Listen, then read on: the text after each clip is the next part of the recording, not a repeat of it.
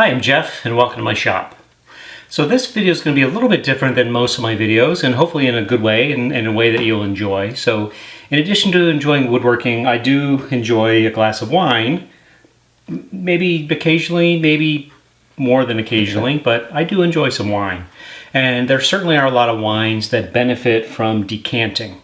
So putting the decanter lets it open up and really improves the flavor and makes it more enjoyable. The challenge is I have this really nice decanter here, but when you wash this thing afterwards, it's almost impossible to get the water out, and I'm not quite sure what to do with it. And so I decided I really need to have a stand that can let the water drain out and maybe just act as sort of a display for it. So one of the things that's different about this video is I'm going to sort of walk you through a little bit out of a design and development project along the way. So I started off by sort of holding it upside down and looking at this range of diameters of this part of the neck here, and slowly worked out some dimensions, and I made this first prototype here where I thought I had the height right and the dimensions such that this could slide in, go down in there, and it'll be secure, it's high enough to let the water drip out, etc.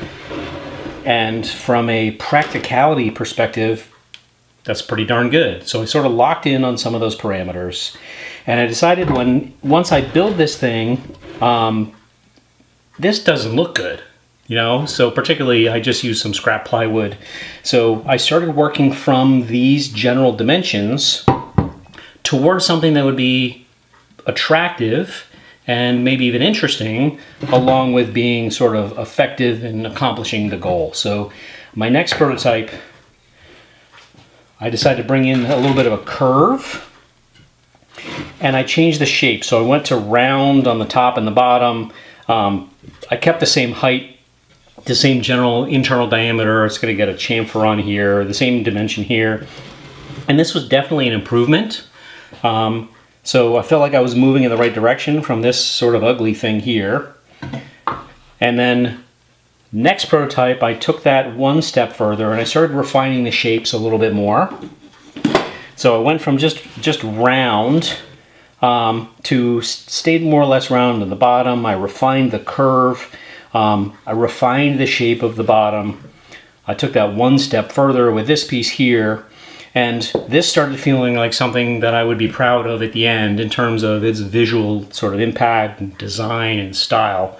And then I had been thinking I really wanted to do a bent lamination here for the back, so I could retain sort of the strength as well as the visual look of it being solid wood. And I also spent some time thinking about the joinery, and I thought I wanted to go with a dovetail on the bottom and the top. So this next, or really sort of the final prototype here, this guy has the final sort of shape of the top and the bottom. This curved back piece is dovetailed on the top and the bottom. So dovetails slide in, hold it all together. A lot more work to do in refining that, but that's really going to be done in the final piece. So this got me enough of the information I need to move towards the final piece. So I then did a little bit more work. I created a form.